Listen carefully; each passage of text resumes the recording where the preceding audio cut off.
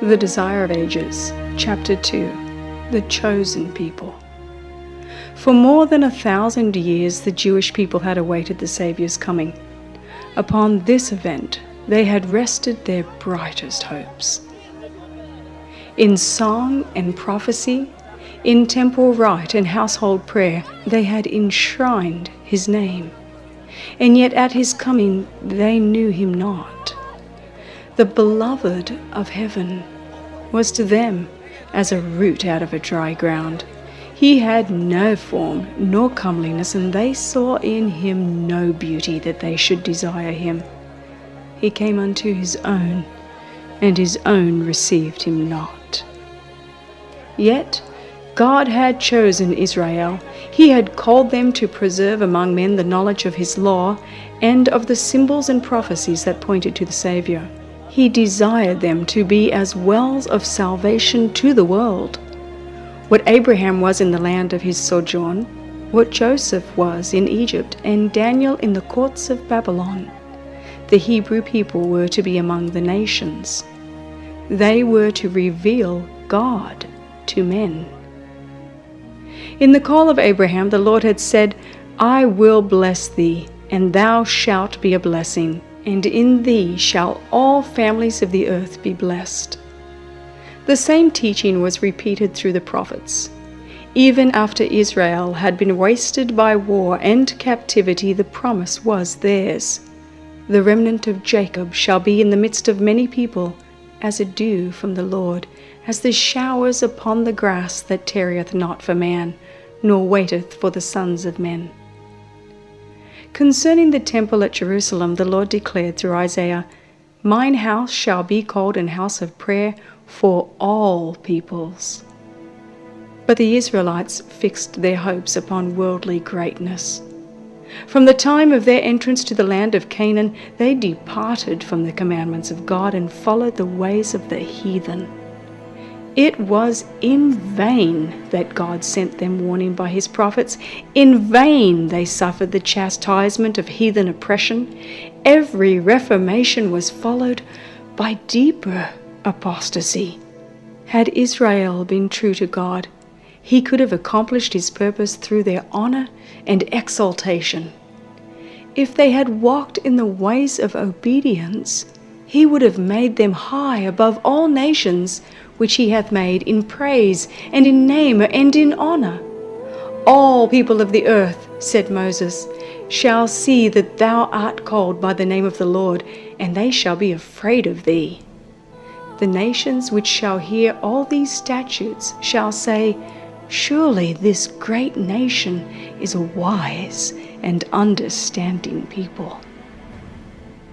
But because of their unfaithfulness, God's purpose could be wrought out only through continued adversity and humiliation.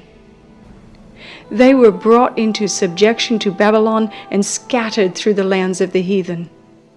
In affliction, many renewed their faithfulness to his covenant, while they hung their harps upon the willows and mourned for the holy temple that was laid waste. The light of truth shone out through them, and a knowledge of God was spread among the nations.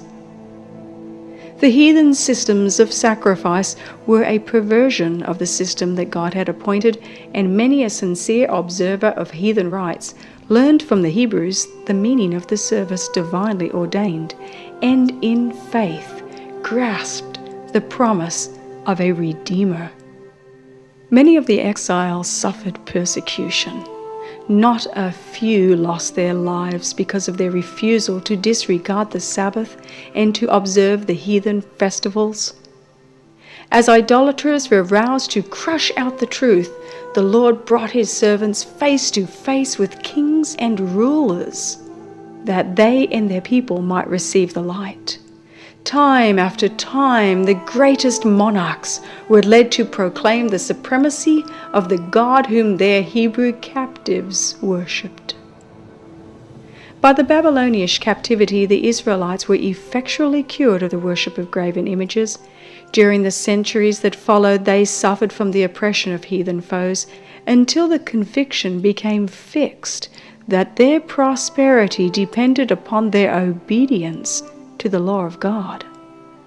But with too many of the people, obedience was not prompted by love. The motive was selfish. They rendered outward service to God as the means of attaining to national greatness. They did not become the light of the world, but shut themselves away from the world in order to escape temptation to idolatry. In the instruction given through Moses, God had placed restrictions upon their association with idolaters, but this teaching had been misinterpreted. It was intended to prevent them from conforming to the practices of the heathen, but it was used to build up a wall of separation between Israel and all other nations. The Jews looked upon Jerusalem as their heaven, and they were actually jealous lest the Lord should show mercy to the Gentiles. After the return from Babylon, much attention was given to religious instruction. All over the country, synagogues were erected, where the law was expounded by the priests and scribes, and schools were established which, together with the arts and sciences, professed to teach the principles of righteousness.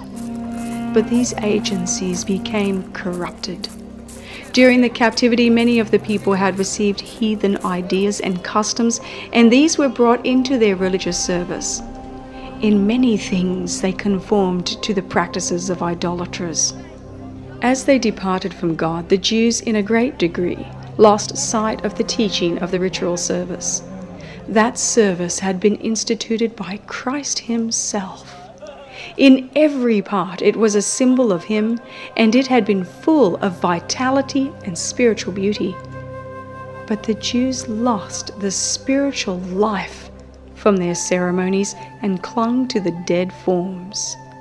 They trusted to the sacrifices and ordinances themselves instead of resting upon Him to whom they pointed. In order to supply the place of that which they had lost, the priests and rabbis multiplied requirements of their own, and the more rigid they grew, the less of the love of God was manifested. They measured their holiness by the multitude of their ceremonies, while their hearts were filled with pride and hypocrisy. With all their minute and burdensome injunctions, it was an impossibility to keep the law. Those who desired to serve God and who tried to observe the rabbinical precepts toiled under a heavy burden. They could find no rest from the accusings of a troubled conscience. Thus Satan worked to discourage the people, to lower their conception of the character of God, and to bring the faith of Israel into contempt. He hoped to establish the claim put forth when he rebelled in heaven, that the requirements of God were unjust and could not be obeyed.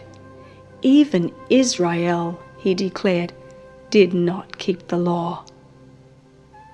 While the Jews desired the advent of the Messiah, they had no true conception of His mission. They did not seek redemption from sin, but deliverance from the Romans. They looked for the Messiah to come as a conqueror, to break the oppressor's power and exalt Israel to universal dominion. Thus the way was prepared for them to reject the Savior. At the time of the birth of Christ, the nation was chafing under the rule of her foreign masters and racked with internal strife. The Jews had been permitted to maintain the form of a separate government, but nothing could disguise the fact that they were under the Roman yoke or reconcile them to the restriction of their power. The Romans claimed the right of appointing and removing the high priest, and the office was often secured by fraud, bribery, and even murder. Thus the priesthood became more and more corrupt. Yet the priests still possessed great power, and they employed it for selfish and mercenary ends. The people were subjected to their merciless demands and were also heavily taxed by the Romans. This state of affairs caused widespread discontent. Popular outbreaks were frequent. Greed and violence, distrust and spiritual apathy were eating out the very heart of the nation. Hatred of the Romans and national and spiritual pride led the Jews still to adhere rigorously to their forms of worship. The priest tried to maintain a reputation for sanctity by scrupulous attention to the ceremonies of religion.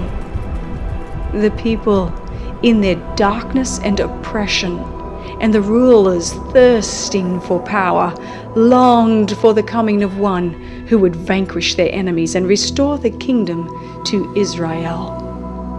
They had studied the prophecies, but without spiritual insight. Thus they overlooked those scriptures that pointed to the humiliation of Christ's first advent, and misapplied those that speak of the glory of his second coming. Pride obscured their vision. They interpreted prophecy in accordance with their selfish desires.